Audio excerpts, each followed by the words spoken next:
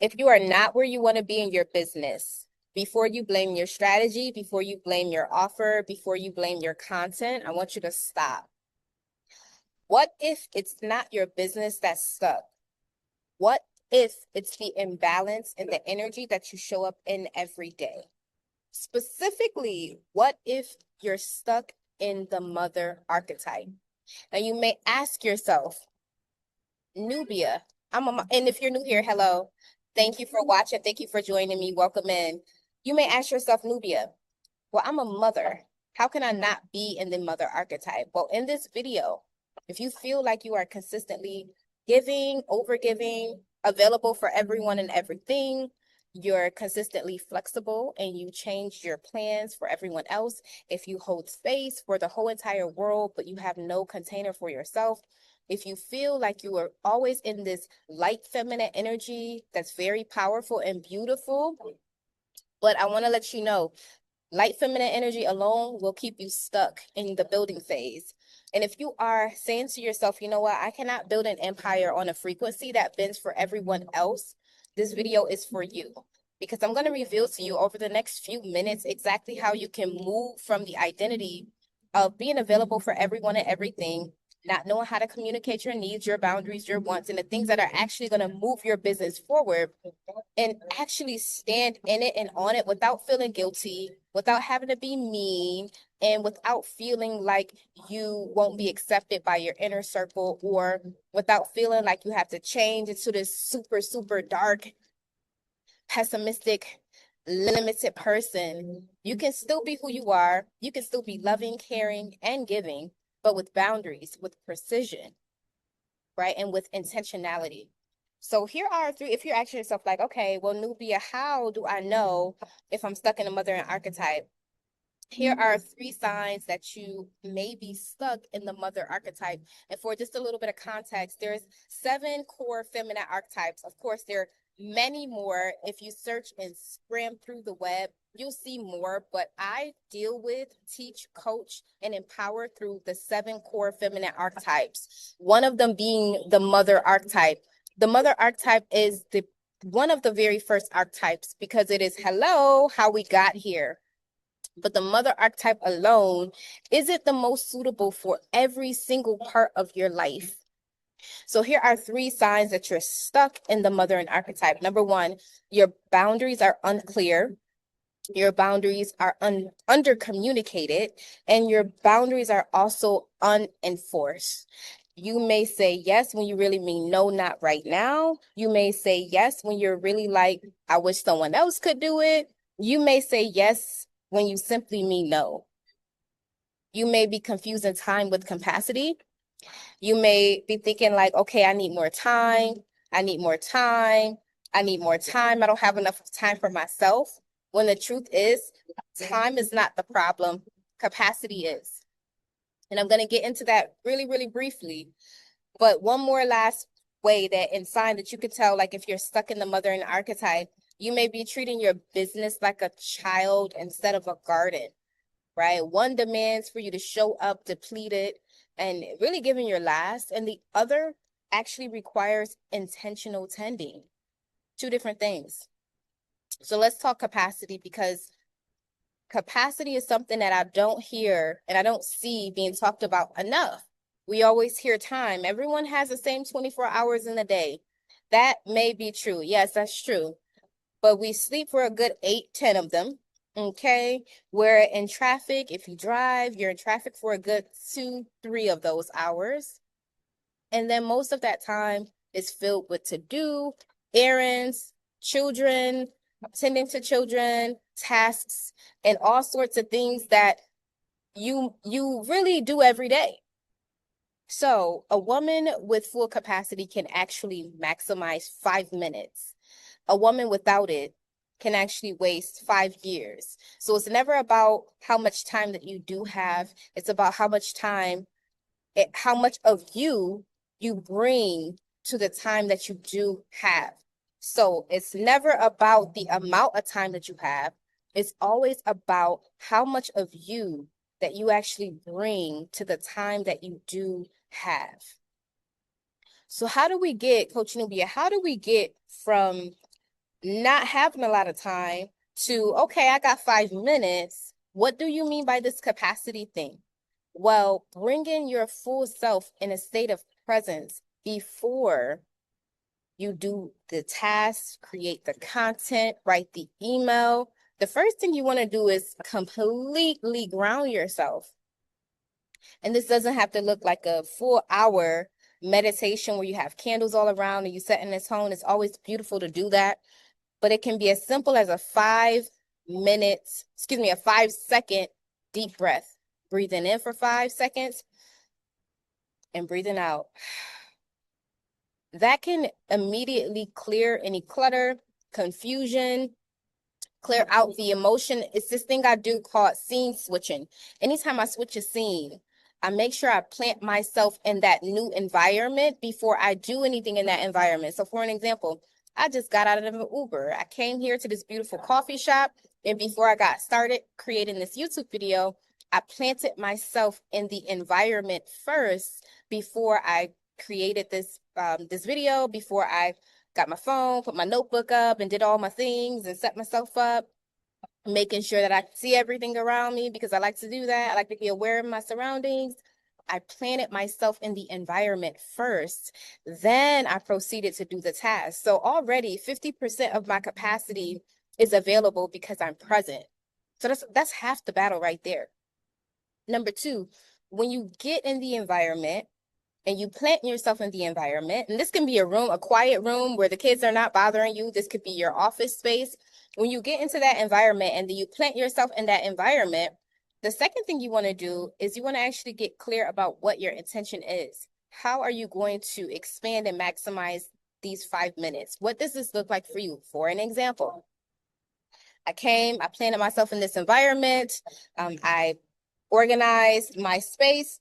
I made sure I can see everything around me. I took some breaths, and I knew that by the end of the time here and me sitting here, by the end of the time here, I'm getting up, right? And there's a YouTube video complete. There is my first AI iteration done. Okay, there's a few emails sent. There's intentionality there.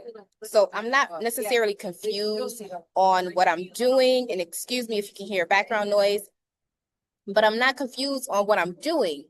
A lot of capacity comes from sureness, confidence, clarity, certainty. Okay, I'm coming here to do this exact thing. So there's no scrambling, there's no wondering. Do you know how much time and wasted time can be spent or just figuring out what should you be doing versus understanding that, okay, I got 5 minutes. I know exactly what I'm going to be doing. The first 1 minute is going to be me planting myself in the environment. The second minute is me clarifying my intention and my goal and my outcome of the next couple of minutes. And then the next 3 is full-blown action, right? With flavor and flair and fun and activeness. See, when it's time to do something like a task or when it's time to work on business, I believe it should feel fun. I believe it should feel sexy. I believe you should feel good doing it. Because honestly, what good is showing up, having a business, serving other people if you don't feel good and if it doesn't give you life? See, I believe business should be a relational, reciprocal experience, which means that if you give energy to creating content, you should get energy back from it. And if it does not feel that way, there's some misalignment there that's worth discovering and taking some time to figure out. So, capacity, and the truth about capacity is that it's never about how much time that you have. It's about how much of you bring to the table when you do have the time. So dark feminine energy, I spoke a little bit about light earlier, and I explained to you light is everything giving, it's open, it's fluidity, it's flexibility, and light feminine energy, 100% it has its place, right? But light feminine energy alone will not scale a business. It will not structure a business. Okay, it may be a great energy to use for ideation and even just being flexible with change and adaptability. However, it is the dark feminine energy that is going to serve you the most. Dark feminine energy is not negative, it's not cold, it's not aggression. It is the frequency just before extreme masculine energy. I see this all the time. I see incredibly talented, beautiful, creative women who have a lot of potential. I see them in light feminine energy, full blown, full throttle. And then they hit a point in time where life is knocking on the door and requiring them and requesting for them to get more strict and firm about their boundaries, i.e., the dark feminine energy. And instead of answering the calling and paying attention to what life is showing, they ignore it, so much so that that pivotal moment becomes hardship or becomes like a smack in the face, burnout, anxiety attacks, panic attacks, depression, falling down a really deep hole of uncertainty and just how did I get here, or like it's like how did I get here? How did I become this person? When the truth is, dark feminine energy is the bridge between light feminine energy and masculine energy. And if you integrate dark feminine energy when life is asking for you to do that, including when you're building your business, including when it's time for you to focus on yourself, when outside and external circumstances and life begin to show you and tell you like, hey, it's time for you to tap into your own self, get rooted. It's about you. Limit that time doing that. No, you can't go out here, and no, this is not in alignment with who we are becoming anymore. This friend doesn't have the conversation that uplifts you. You're always the one pouring into her. This relationship is imbalanced, or every time you show up online, you don't feel comfortable. When life gives you all of this external feedback, you have the opportunity to integrate your dark feminine energy, going within, being rooted, being boundaried, being intentional, being very selective. And then stillness. The power of stillness is being able to read the room of what your environment, what life, what external feedback is giving to you, being able to read the room and being able to say, okay, based off of this data that I have, okay, my discernment teaches me, and my discernment is telling me with this specific data that I have, this is what I need to do. See, when you get still and you plant yourself in the moment, there's so much clarity that you get, like almost like instantly, because the world around us is moving. Even right now, the earth is rotating right now. We may be sitting still, but the earth is moving. So there's so much motion and movement around us that when we get still, that is actually a superpower. And dark feminine energy will always allow you and award you with hearing what you need to hear when you quiet down the noise. See, dark feminine energy isn't about being cold, it's about being clear. It is the antidote to the mothering archetype. So here are 3 shifts that are going to change everything for you. I want you to increase your dark feminine energy. Protect your mornings, protect your risings, protect your creative hours, protect your energy peaks. My most powerful, most creative hours are in the beginning of the day. When I first wake up, I'm pouring into myself, I'm stretching, I flow. Like my mornings, my risings, I don't call them mornings because like, why are we morning? We're not morning, but those are very powerful parts of the day. And if you don't protect them, I promise you, you will find yourself being navigated, bullied, and strong-armed by everyone else's agenda for the day. And here's something I just want to let you know. When you begin protecting your time and your space and your energy and your focus and your attention, understand the distractions will get louder. Let's be clear. People who never call you will start calling you. Things that never really sparked your attention will start sparking your attention. I promise you, that's a challenge, right? And that's an opportunity for you to show yourself, no, I'm owning this. This is for real. I'm super serious. I'm very, very serious about this. This is intentional. Okay, so increasing your dark feminine energy, protecting your the risings first half of the day when you are the most creative. Maybe you have the most energy, or maybe you're a night owl. If you're a night owl, then protect that as well, because those are your moments of creativity and energy. Number 2, stop asking, how do I find more time? Start asking, how do I increase my capacity? Treat your business like a garden and stop forcing and start creating the right conditions. The truth is, my environment changes a lot. I live all over the world. And the truth is that my background sceneries, they change from time to time. And I love that. And it's so cool because I'm an Aquarius. I like variety. I like flavor. However, when it's time for me to do content, I need a specific background. So that way it's cohesive with my branding. So instead of me trying to force and wait, really wait for the right environment, I create the right environment. And sometimes that looks like you just being creative. I was like, there's a beautiful coffee shop that is right at the corner of my street.